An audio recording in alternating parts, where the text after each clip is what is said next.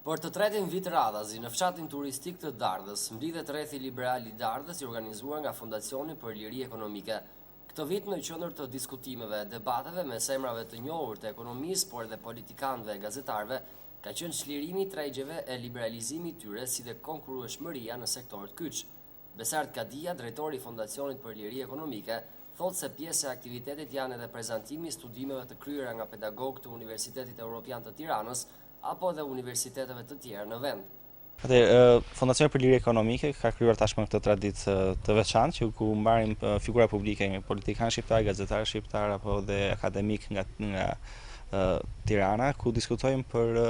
çështjet e liberalizimit ekonomik ose çfarë mund bëhet për të nxitur rritjen ekonomike e Shqipërisë, për të adresuar problemet e varfërisë që ka Shqipëria sot dhe për ta bërë konkurruese. Në këtë ditë po diskutojmë temën e liberalizimit ose çlirimin e tregjeve,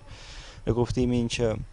rregullat që ndërmerren nga shteti ose me mënyrën se si monopolizohet edhe tendrat publik dhe ka favorizime politike shpeshherë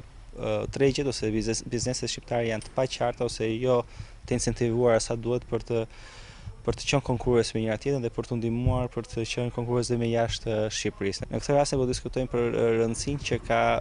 politikat publike, pra të qeverisë për të eliminuar barrierat rregullatore që ai krijon, inspektoratet që i krijon, apo edhe luftën që kemi patur vitin e kaluar për anti-informalitet ku rregullat e shumta, ligjet e shumta më tepër që orientuan biznesin se sa inkurajon ato që të konkurronte në mënyrë të ndershme. Dhe kemi sot shqetësimin e rënies së të ardhurave në buxhetin e shtetit, mungesës së shërbimeve publike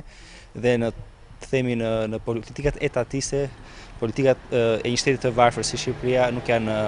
efikase. Pjesë e debatave janë bërë dhe deputeti i Partisë Demokratike Genc Ruli, ekspert dhe studiues të ekonomisë si Selami Xhepa, Adrian Civici, por edhe gazetare, figura publike të cilët kanë diskutuar mbi qasjet filozofike, por edhe mbi shqetësimet ekonomike të Shqipërisë.